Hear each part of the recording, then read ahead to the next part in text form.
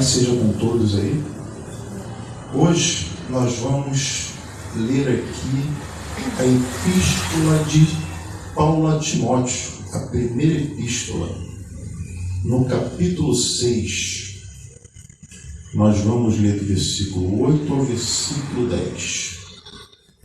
1 Timóteo, capítulo 6, nós vamos ler do versículo 8 ao versículo 10.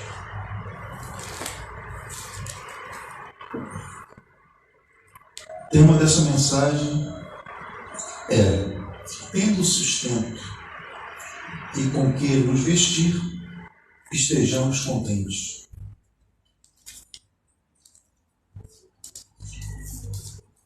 Assim diz 1 Timóteo, capítulo 6, versículos 8 ao 10. Tendo sustento e com que nos vestir, estejamos contentes. Ora, os que querem ficar ricos caem em tentação e cilada, e em muitas concupiscências insensatas e perniciosas, as quais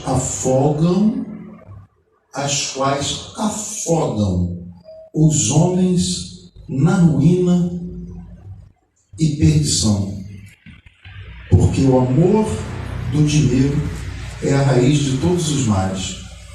E alguns, nessa cobiça, se desviaram da fé e a si mesmos se atormentaram com muitas dores.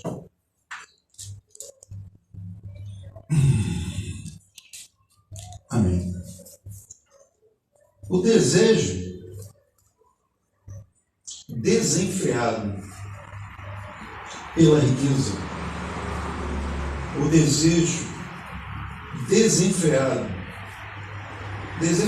é sem freios. Desejo desenfreado pela proeminência pode ser uma grande armadilha para os que já tiveram seus corações desviados de Deus e possuem agora o seu foco somente na instabilidade. Presta atenção. Instabilidade do poder financeiro, depositando assim sua esperança no poder financeiro, tornando-se uma pessoa orgulhosa, altiva, às vezes arrogante. E Paulo, ele vai escrever sobre isso aqui em 1 Timóteo também, só que um pouquinho mais na frente, versículo 17 e 19, no capítulo 6. Manda aos ricos deste mundo que não sejam altivos, nem ponham esperança na incerteza das riquezas. Por isso que eu falei instabilidade no poder financeiro. Nem ponham esperança na incerteza das riquezas, mas em Deus, que abundantemente nos dá todas as coisas para delas gozarmos. Eu vou repetir aqui o que Paulo disse: mas em Deus, que nos dá abundantemente todas as coisas para delas gozarmos, usufruirmos. Que façam bem, enriqueçam em boas obras, repartam de boa mente e sejam comunicáveis, que entesourem para si mesmos um bom fundamento para o futuro, para que possam alcançar a vida eterna. Bom, já quero deixar claro aqui para vocês que de maneira nenhuma Paulo está incitando que o cristão deve viver uma vida de pobreza. Então, vou deixando aqui claro.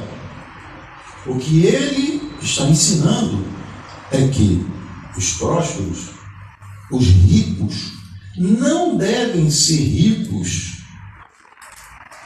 olhando só para o seu consumo pessoal, pois acreditamos que Deus abençoa os homens para que os homens sejam bênção para outras pessoas também.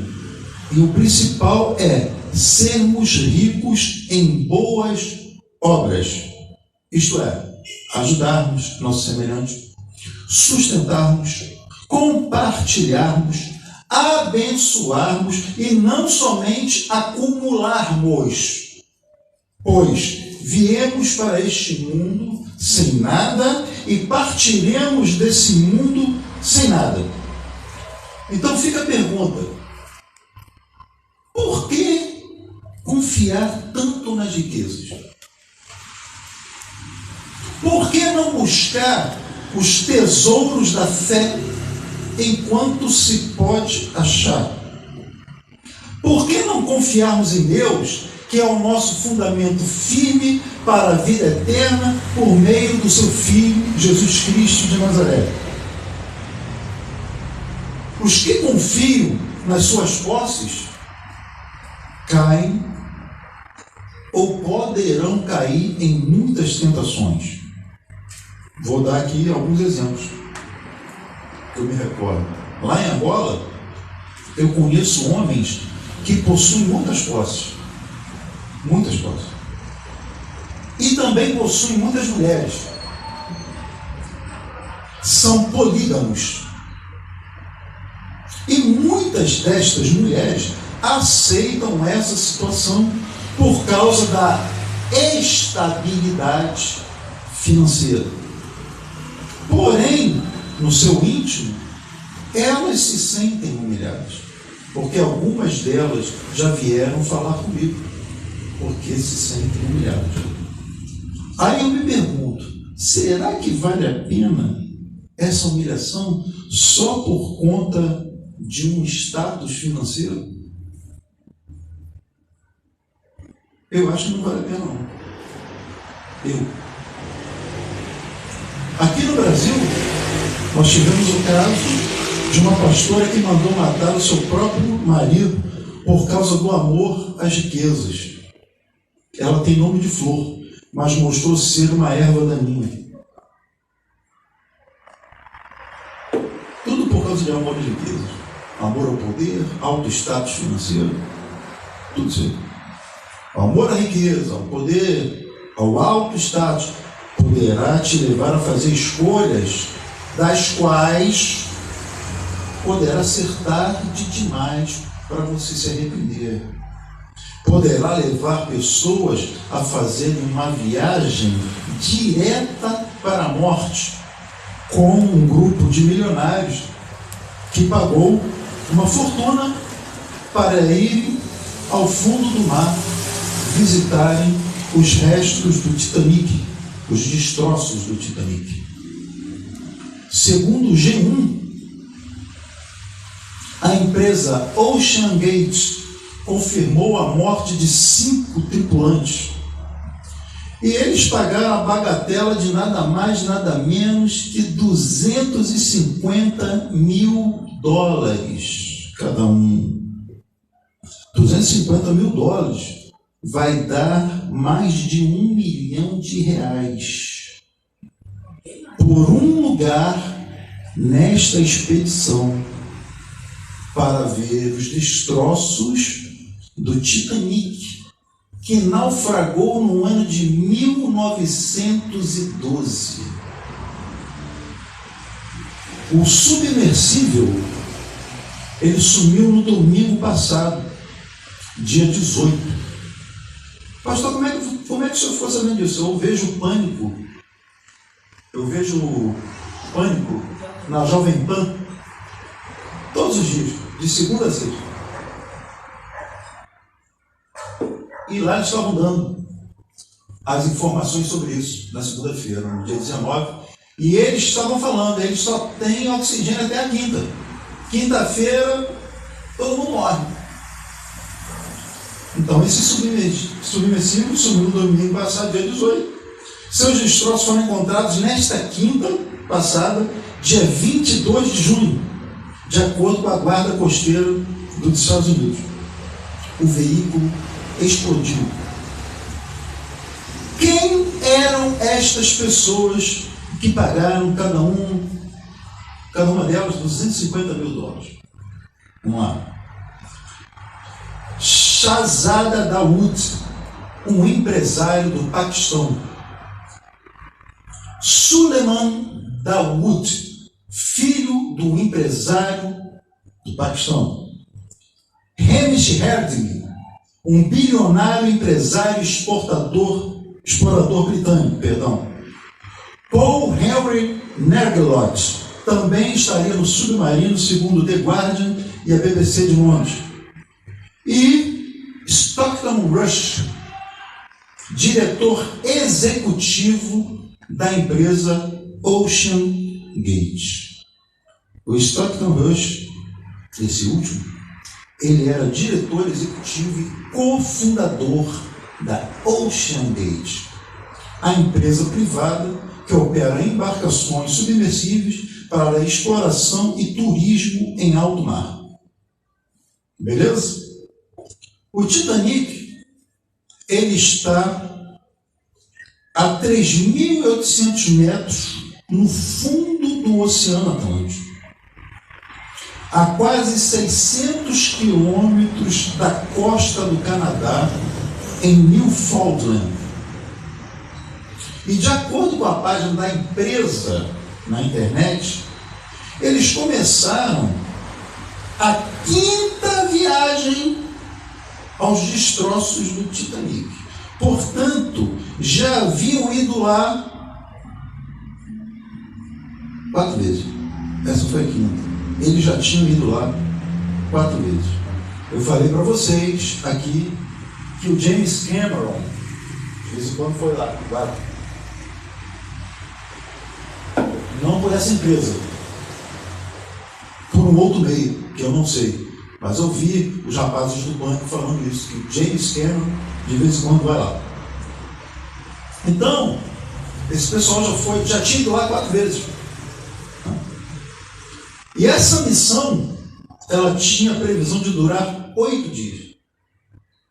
Porém, ela terminou com a implosão do submersível de 10 toneladas, 10 mil quilos, com oxigênio para 96 horas e uma velocidade de 5,5 km por hora. E para descer ao local dos destroços, que ficam a uma profundidade de 3.800 metros, quase 4.000 metros, o submersível leva cerca de quase 3 horas. E segundo também o GI, no início desse ano de 2023, um repórter da CBS leu os termos que as pessoas devem assinar antes de embarcar. E, entre outras coisas, o texto dizia que a viagem é feita em um submersível experimental, que não foi aprovado e nem foi certificado por nenhum órgão regulador. E pode resultar em danos psicológicos, danos físicos ou morte. Isso está lá nos termos. Isso está nos termos. O nome do submersível era Titã. Lógico, remetendo o Titanic. O interessante é o seguinte: se nós olharmos para as páginas de Gênesis, o primeiro livro da Bíblia, escrito por Moisés, a arca de Noé, que navegou sobre as águas do dilúvio, nós iremos perceber que Noé, ele era um amador, se comparado aos que desenvolveram o Titanic e o Titã. Porém, quem fez a planta, quem escreveu a planta, quem deu a planta da arca para Noé, foi o próprio construtor do universo. Ele se chama Deus. Para o seu desespero, meu amigo ateu, que não crê nele. mas um dia você estará de frente para o seu Criador.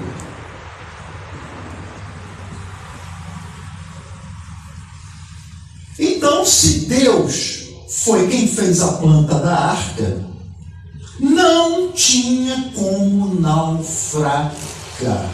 Lembrando que Jesus, quando esteve aqui nessa terra, ele não somente pisou na terra, mas ele andou sobre as águas. Ele andou sobre elas. Porque quem cria as leis da física está acima das leis da física, portanto, as leis da física não têm poder sobre ele. Ele anda por sobre as águas. E Pedro anda um pouquinho também com ele, tá? Para deixar todo mundo mais escandalizado. Pedro anda um pouquinho. Não tinha como naufragar. E hoje? Hoje, eu estou te falando tudo isso, sabe? Para te convidar a olhar para o céu, não para o fundo. A olhar para o alto, não para o fundo. A olhar para o futuro, não para o passado, não para trás. E lhe perguntar a pergunta talvez mais importante que talvez nunca alguém tenha lhe feito. Se Jesus voltar, você estará viajando com ele? Ou você será deixado aqui para trás com as suas riquezas que nada lhe servirão? Quando Jesus voltar, ele disse que ia voltar. Ele nunca mentiu, ele vai voltar.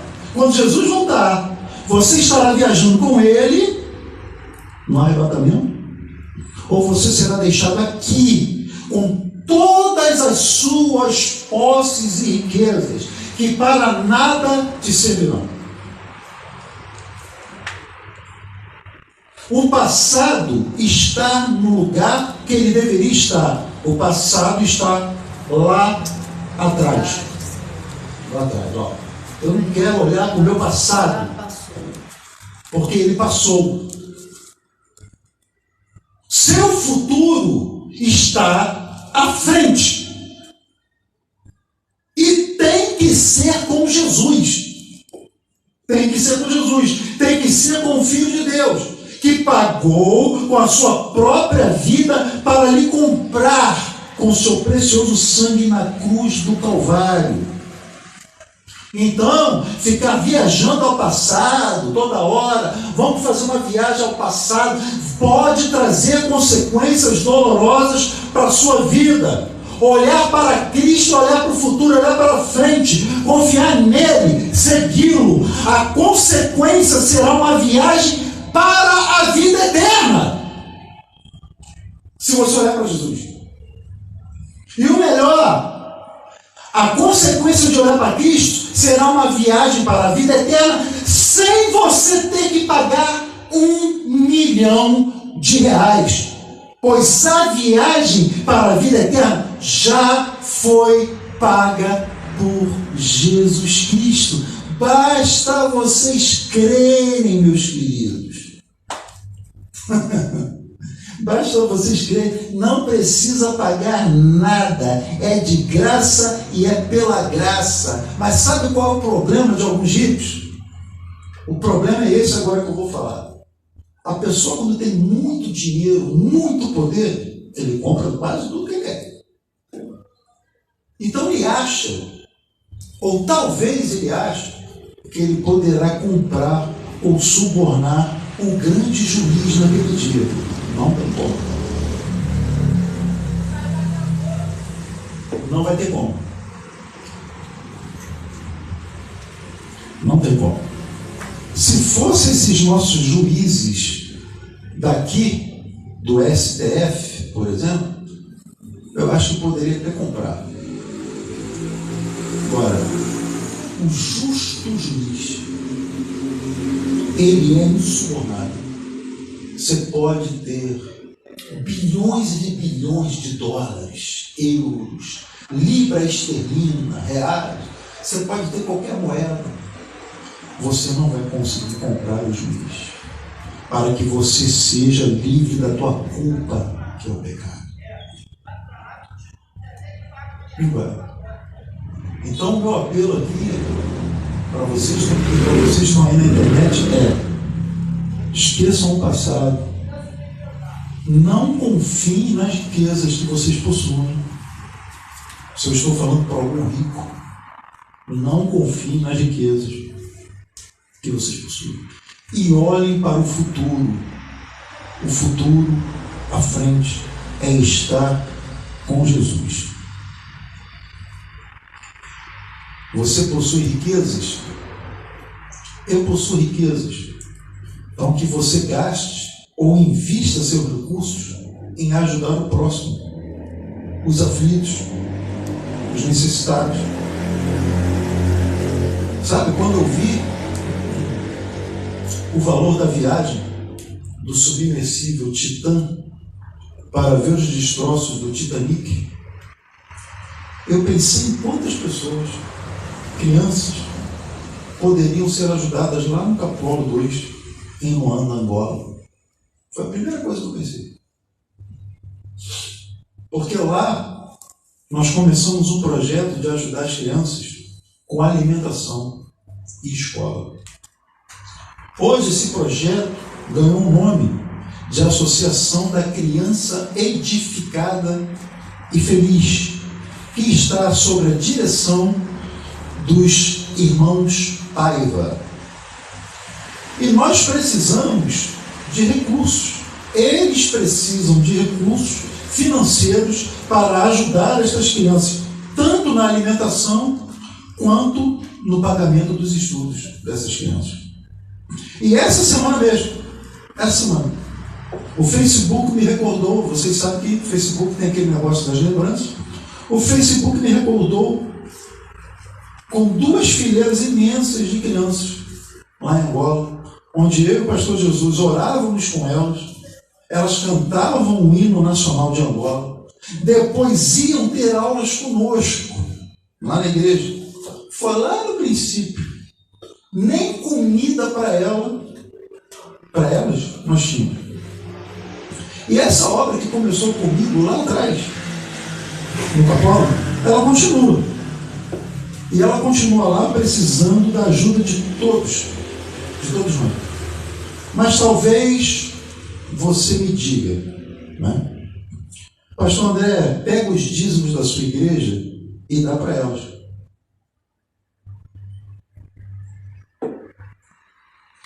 Aqui no núcleo não se paga dízimos. Aqui, no núcleo do Ministério Mídia, não se paga dízimos. Eu voltei a trabalhar e eu não sou sustentado pela igreja.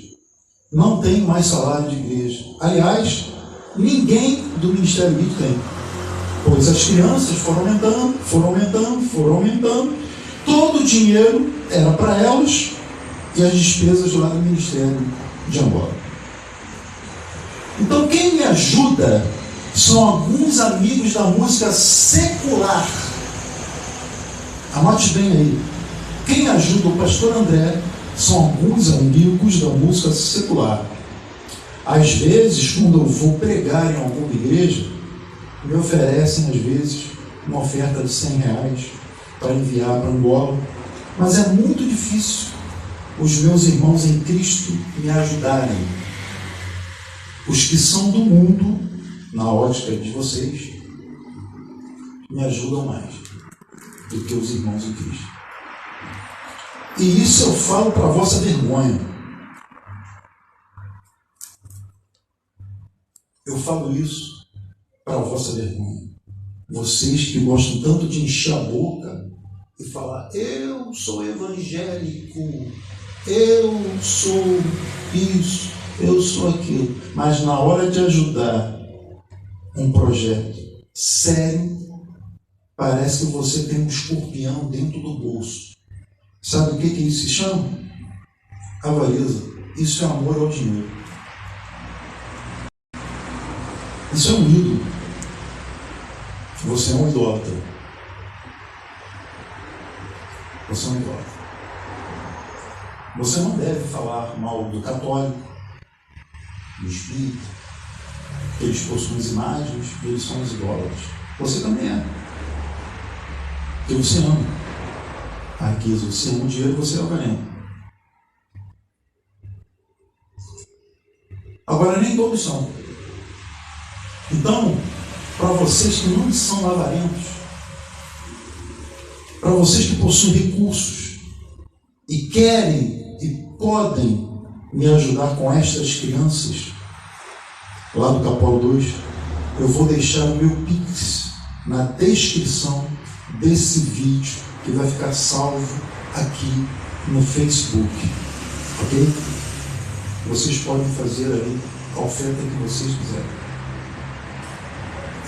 E eu quero terminar essa mensagem relendo 1 Timóteo 6, 17 e 19, que diz o seguinte: 1 Timóteo 6, 17 e 19: exorta os ricos do presente século que não sejam orgulhosos, nem depositem a sua esperança na instabilidade da riqueza, mas em Deus, que tudo nos proporciona ricamente para nosso aprazimento, que pratiquem o bem, sejam ricos de boas obras, generosos em dar e prontos a repartir, que acumulem para si mesmos tesouros, sólido fundamento para o futuro, a fim de se apoderarem da verdadeira vida, que é a vida eterna.